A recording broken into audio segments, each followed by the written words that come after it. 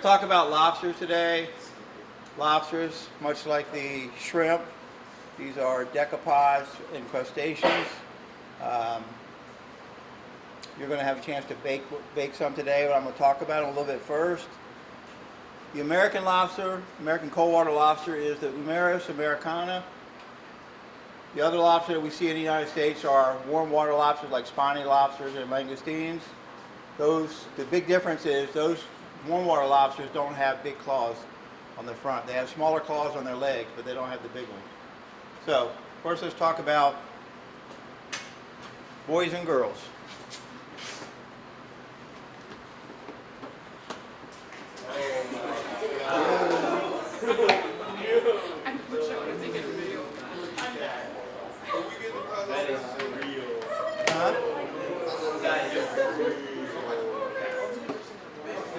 We're going to make lobster sushi. We're going to make lobster sushi. Okay, guys. So these are about 2.5 to 3 pound lobsters. These are the lobsters you'll be using today. These are about 1.5. What's up, guys? Hi, guys. Everybody just ditched out of here. Huh? They had a meeting to go to. Oh, okay.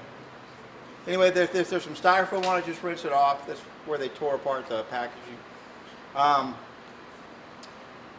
These cannot be harvested until they're at least a pound, which typically takes about 5 years for them to get to that level. Weights can vary, so what they do is they're required to take measurements from behind the eye socket here to the end of the shell on the top here.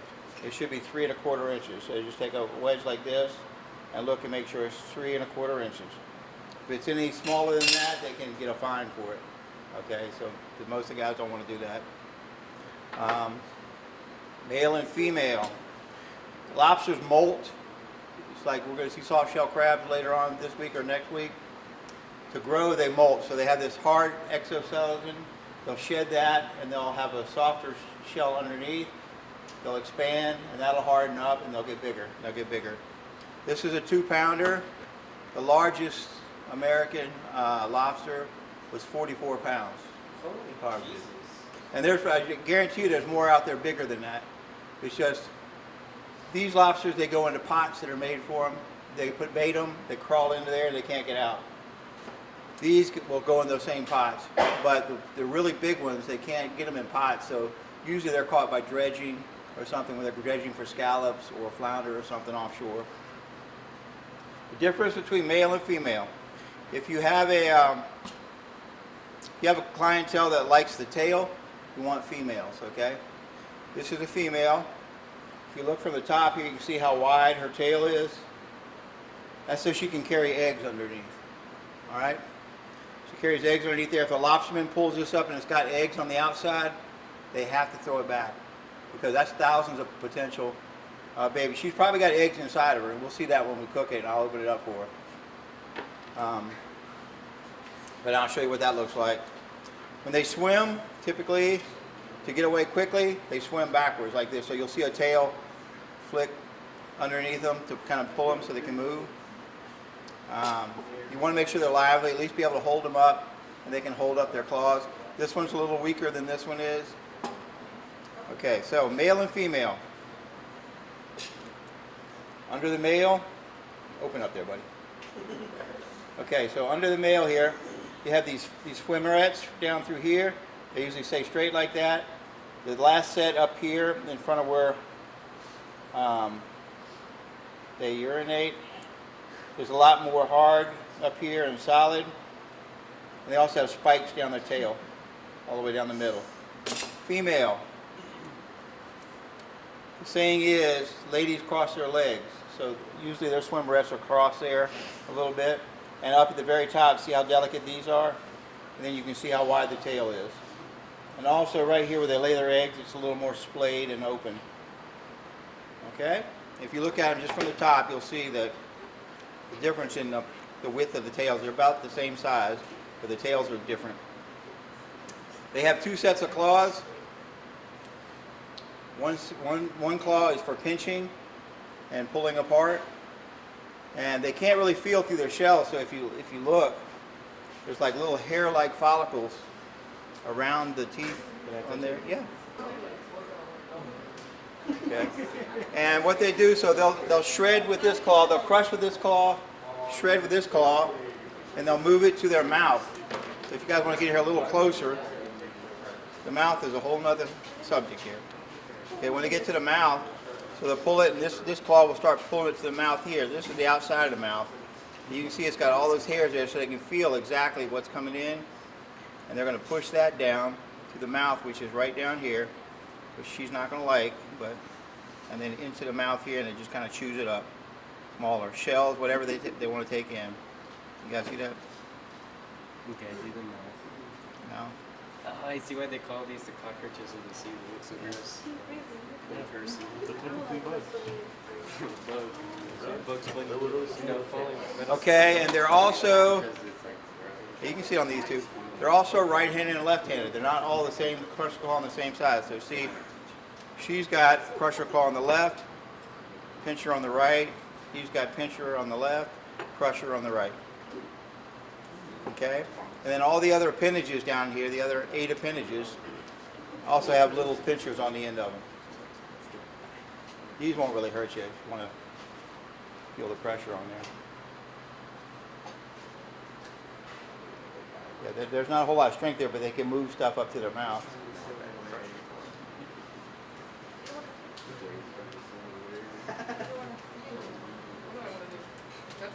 Look at it, if you want to see if the picture's here. What do you want me to do? Lie down. These. It just feels like this. Don't touch me. Wait, just fingers. What? Does it hurt? You gotta put your finger on the Okay. Now the question is, why do we put these rubber bands on here? So they don't pinch you? So they don't pinch? No, so they don't eat each other. Like, remember, they're going to be caught. They're going to be put in a tank with a bunch of other lobsters. They're not going to be fed. And it's hard to sell a lobster that's half-eaten to somebody for full price. So you want to band them up so they don't eat each other. And they will tear each other apart. They also, you want to make sure that when you get a lobster in, besides it being lively, make sure that it feels heavy for its size. Because if it sits in a tank for a long time and it's not getting fed, it kind of starts living off the muscle tissue it's got inside there. Which means you'll open it up and there'll be just this little skinny piece of meat in the tail or in the claws. You're not going to have happy customers. Okay guys, so here we go. This is the part that you're all going to be dreading.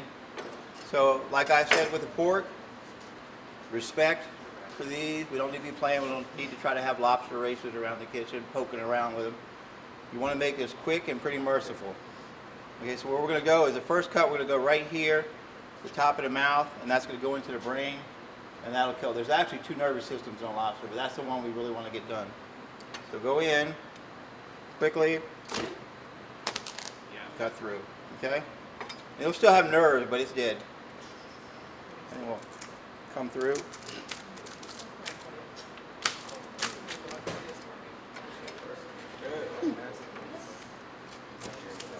And cut all the way through the tail.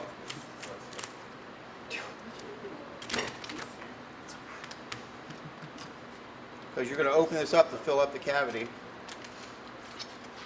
And these are pretty big, so they're going to be hefty. Okay, so then we open it up. This green right here, when we cook that, that'll be bright red. That's called coral. Those are the eggs. You'll see all the little eggs. You can also see the eggs up here now, but so you want to get all that out. The other green in here is called tamale.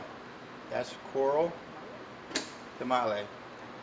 Not that kind of tamale. Okay, so this is actually their liver organ. And what I will tell you is, some people find this to be special and they really love it. I find it to be a little powerful, a little stronger than I like to eat.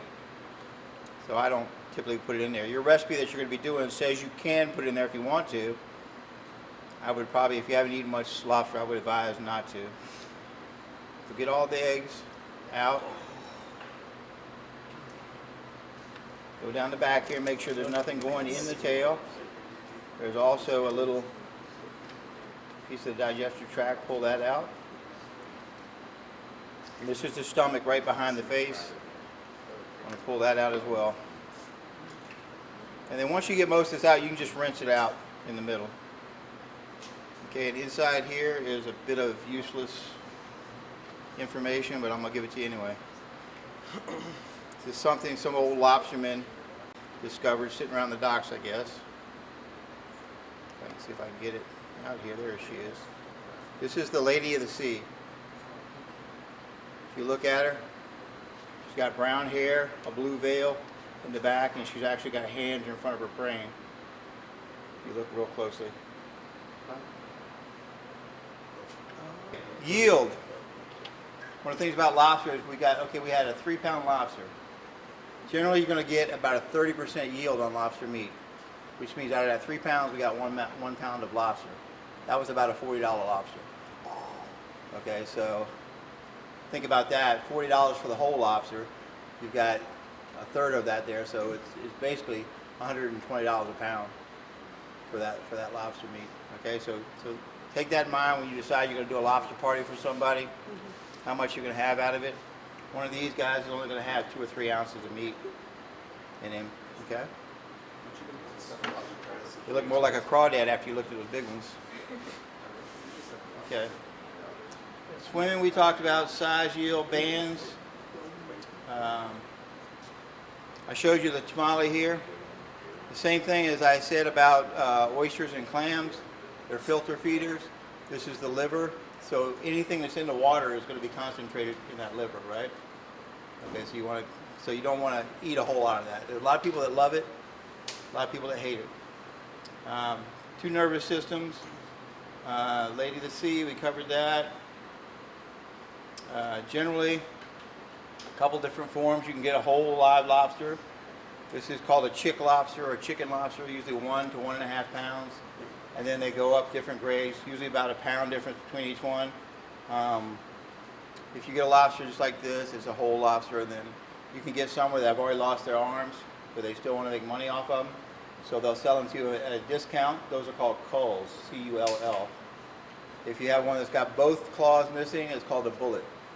So it's cheaper if you're just looking for tail meat. That's good. Just buy those. Buy a bunch of bullets and just take the tail meat out of there. Claws, we talked about that. Like I said, 5 years to get to this stage, when it hatches from an egg to that stage. Some of the larger ones, like that 44 pounder I told you about, they don't know how old they are. They have no idea. They think over 100 years old. Yeah, it just takes them that long to grow. They have to constantly molt and come in, molt, then come in, molt over the years. And I also talked about the warm water lobsters. Said they have no front big claws like this. They have the bottom claws. But I personally don't think they're as sweet as the cold water lobsters. A lot of people will argue with you. But if you see people diving in the Caribbean, that's where they're pulling up live lobsters from the bottom. And on that, they just use the tail. That's it. That's all they use is the tail. The shell can be used for stock, for a bisque if you want it. Okay, so save those if you're going to take them apart. We are going to. Chef, will you talk to them a little bit about best cooking methods for whole lobster? Okay, for whole lobster, I prefer steam or boiling. The best lobster I ever had was with some friends in Rhode Island. We went diving for lobsters and came on shore. We just took seawater. The seawater, put it on a stove, got it to a boil, and dropped the lobsters in there. You got that little bit of seasoning from the seawater. I have in the past put like a couple drops of vanilla extract in my water. It kind of brightens up the flavor of the lobster a little bit, a lot like a Chardonnay would do if you're drinking wine with your lobster. In New England, they do lobster bakes, which are pretty popular. They heat up rocks really super hot. They throw them on the bottom of a hole they dug up on the beach. They'll throw wet seafood on top of it in burlap bags, and then they'll put lobsters and corn and clams and oysters in there, cover it up and cover it with sand, and then come back 8 hours later. It's all been steamed and cooked open. So everybody sits at the beach and pulls out of that hole and gets plates of seafood. Pretty nice. Broiling's good. We will, with the leftover lobsters we have, we'll cook those off and take the meat out and make lobster rolls. It's a lobster salad that we put on a lobster roll. And as you can imagine, that's inexpensive. So you probably sell a lobster roll with 4 ounces of lobster meat in it for $25 or $30. Okay, but people will line up to buy them. That's the thing. That's not my thing. I don't know if I would be willing to pay all that, but there's a lot of people that do. Talked about the lobster pots, measuring. I think that's pretty much most. Any questions? That's most of the information I wanted to hit. No? So do we just, so when we're cutting it, are we just going just below the mouth or just above it? What you really want to do is kind of just go, oh, I forgot I had you out there. Just really kind of get the claws back and just right here between the two big claws here, just kind of go straight down. The brain is basically back here. Some people open it that way, they'll go in straight to the back of the head here. I think it's easier to get the center line here. Just kind of come in here in the mouth and just push straight down. And like I said, make it quick. Don't be sitting there going, I wonder where this is. Let me see. Let me push. Well, no, that's not right. That's not right. That's not right. Try to be quick about it. Try to be quick. We don't want anybody to suffer. Okay? Anybody or anything.